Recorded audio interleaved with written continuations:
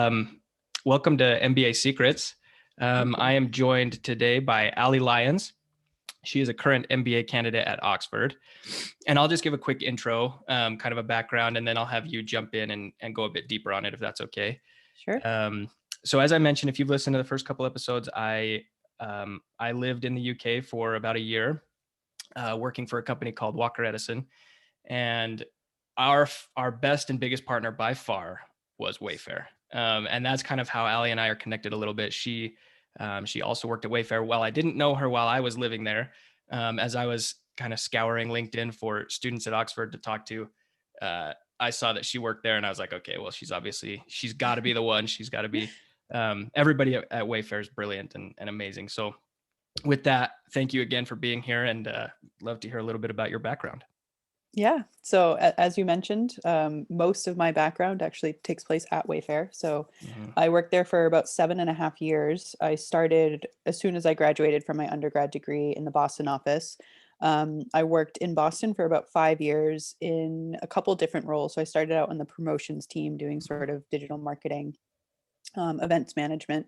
And then I moved over to the category management side, which is probably where you were working with my colleagues. And Right. then after a couple of years doing that, I got quite a bit of feedback actually from some of my managers that an MBA program would be quite Hmm. useful for someone of my experience and background. And so I had looked into doing that. I took the GMAT, wasn't really happy with my score, so I kind of like put it on the back burner. And then Been an there. opportunity came up at the Wayfair London office, and Mm. so I applied for that, and I decided to transfer to the London office, doing actually pretty much the same job in category management, but I wanted to get some international business experience. So I did that for another 2 years. And honestly, I'm really happy that I did it Mhm. because it provided quite a lot of additional skills and experience and background that I probably wouldn't have gotten otherwise.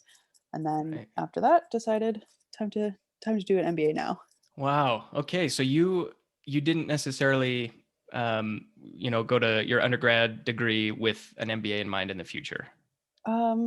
Yes and no. It had I didn't really know what I wanted to do, to be Hmm. totally honest. I was an English grad, Right. English under what do you call it? Major in undergrad. Right. And so I kind of came out of it not really sure what I wanted to do. I knew I wanted to move back to Boston. Mm. At the time, Wayfair was a really small company. There were probably 1,200 employees worldwide. When I left, there were 20,000, and so Unbelievable. it was Wow. really like I could not have asked for a better first job, just given the experience that I got there and having watched a company kind of go from startup stage to, Mhm. I think we're now at like a $30 billion market cap. So I feel Amazing. like I got to work at a lot of different companies Right. within one company. Right. Just the extreme amount of growth just changes everything. Yeah, Every phase of growth, it's like a new world.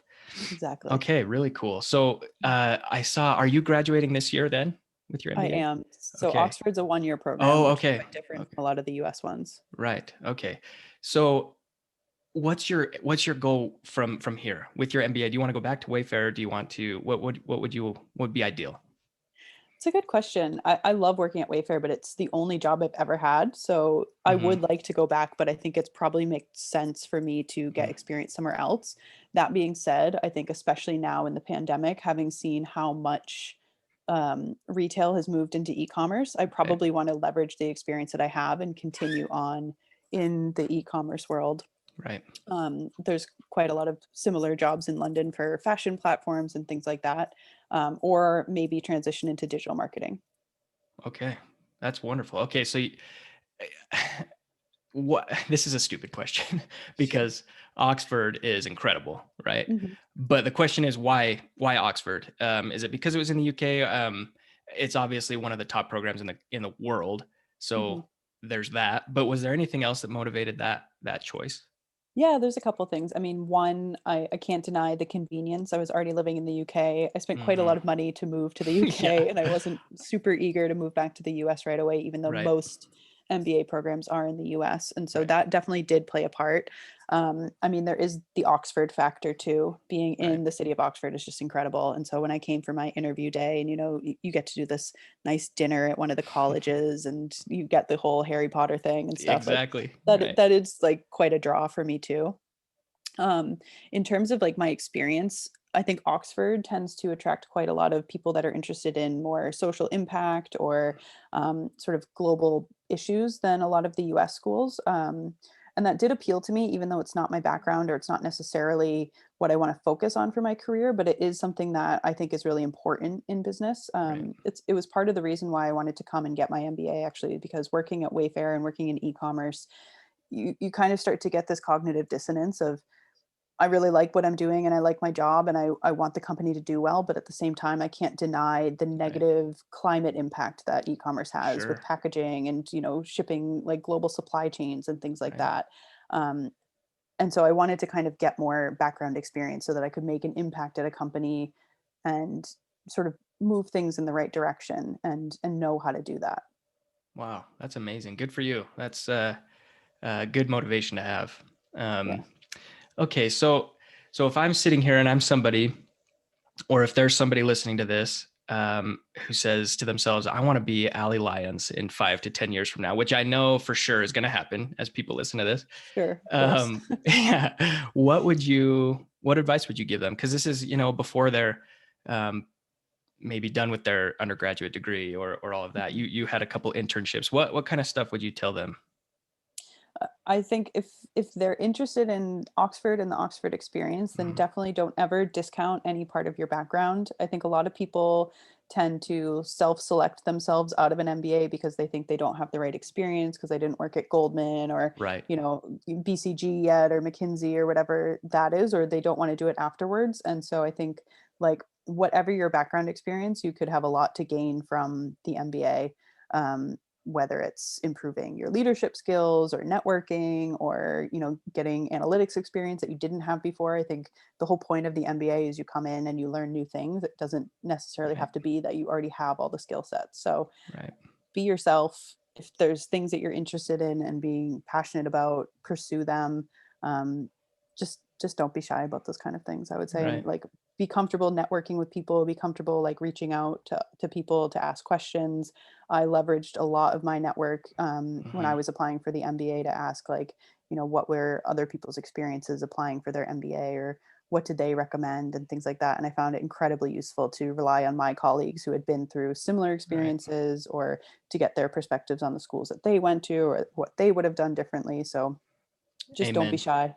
I think Amen. MBAs are a very outgoing group in general. And so Yes. take advantage of Yeah. that. Exactly. And that's a perfect point that you just made. That's kind of the premise of what I hope this podcast can be. I had the same experience as I was trying to apply to BYU. Um, I found no better support and information than asking people who were already in a program or in that Yeah, program, or didn't even matter, any program. exactly. That was it was better than any blog, any forum, any, I don't know, anything that I could Google. It made all the difference, and I honestly credit their advice to my getting accepted, because I don't know, if I didn't have their advice in my interview, for example, I would have just been like a deer in headlights. I completely agree. So yeah, exactly. So with that in mind, these two questions are ones that I hope to ask everybody that joins the show, because this is what I asked people when I was applying. So this first one, um, what do you wish you had known during that application process?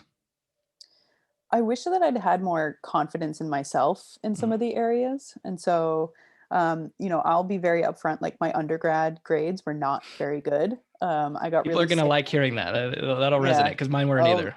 I'll be really honest, they were not very good. I got really sick my freshman year of college, Mm, and so I had to take finals on, like, this whole story. I right. just wasn't really happy with my undergrad GPA.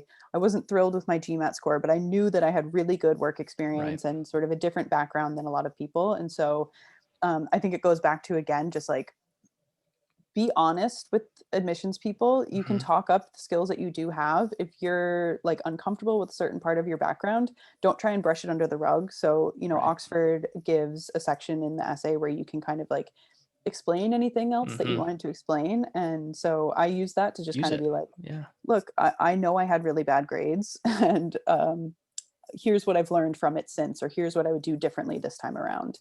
And Right. so I think by acknowledging that not everyone's perfect, like for me, I had really bad quant GMAT score. Me My too. interviewer said it was one of the lowest scores he'd ever seen, which was quite a Wow. distinction that I felt. Yeah. Um, but I knew I was never going to out quant the quant people. And so I leaned in really heavily on the other scores that Right. I got really strong on, or the other skills that I was willing to bring to the table, or that I thought that I could contribute to the school. And so do your research on the school. I know this is very basic Yep. stuff, but like do Mm-hmm. your It's good. research, Good stuff. see where you think you can fit in and what value you can add to the school, especially based on what their mission is. Like Oxford's a very mission driven school Mm-hmm. kind of. And so just lean into those things, I would say. Right. People are going to love hearing that. Ladies and gentlemen, we have an Oxford MBA student here that didn't have good grades in their undergraduate degree, so it's okay. It's Um, true. do you, you don't have to if you're not comfortable, but are you willing to share your quant score or your overall GMAT score? Ooh, If you remember if it I even, could remember it, yeah. or percentiles, if you know that. I'm putting you on the What's the spot. I'm sorry. max GMAT score? No, I'm not Um, scared to share it. I is it just can't 800? remember. I believe it's 800 Oh, overall. yeah, 800. So I think I got a 640 overall, maybe. But like You and me, my reading was like 98th percentile. I got the top score on the writing one, right? and then my quant one was like 50th percentile or something. Wow. We have the exact same score. I got a 640 and I was like, I took the GMAT 6 times. And on the Yeah. sixth try, I got to the 50th percentile in quant because that's what they needed. And it was terrible. I don't consider myself bad at math, No, I'm but good at apparently I math. am. I know, me too. So Oh, weird, weird, weird, weird. That I it's took just a different. class, like I Hmm. felt like I invested a lot of money in the GMAT. And Amen. so that's why kind of like I felt like going into the GMAT that I had prepped as much as I could. And so Yeah. that's why the first time I took it, I was like What the really heck? disappointed. Yeah. And so I was just kind of lost faith in myself. And so that's why I didn't end up applying to MBA programs that year. But honestly, Wow. I'm glad that I waited because I Hmm. feel like the additional experience that I got from working abroad Right. has made the MBA program more beneficial for me. Like I feel like I come in with better experience and better knowledge, and I have a better sense of who I am, what I bring Right. to the table, and what I want to do afterwards. It's amazing. Well, good for you. That definitely it resonates with me, and I think it'll resonate with a lot of people too. Good. Okay, yeah. To kind of close this out because I don't want to take any more of your time. I know you're busy. Being 1 year, they must cram a lot into 1 year. So, They did, yeah. um, um, so being in the program, a lot of people don't think about this. I think it's all focused on getting in and the application and the GMAT and all of that. Mhm. But when you're in the program, what advice would you give to people to maximize that experience? That's a good question, and I think that I will maybe have a different answer Hmm. than people in previous years, since so far this Right, has been a fully pandemic year. right, You know, I think have a good sense of what you want out of the program going into it. For me, um, I'm interested in having a piece of paper at the end that says right. that I have an MBA, to be totally honest. Sure. Obviously, I'm Yeah. learning a lot of stuff as I'm here, but a lot of people come in and they either have an entrepreneurship idea that they want to Right. pursue, or they're really interested in working with a specific professor or something like that.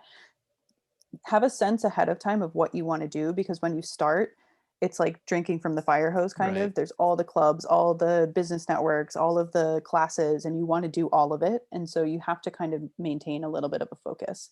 Right. In the pandemic, I think that's been especially true because obviously it's quite disappointing that a lot of the things that we would normally be doing have either moved virtual or they've been postponed or we haven't been able to do it. And so being able to keep a focus on like, okay, here's still what I want to get out of the program. What, like for me, it's also like building a network and Hmm. making really strong connections with my classmates and stuff, and finding ways to do that around pandemic restrictions and Zoom classes and things like that. So just have that focus, I think, to be able to make the most of your time so that you're not stretched too thin. Awesome. Awesome. Thank you so much. With that, I will let you go. Really, really appreciate your thoughts. Thank you so much. Yeah, happy to share. Thanks, Ryan. Yeah, absolutely. We'll talk to you later. All right, bye. Bye.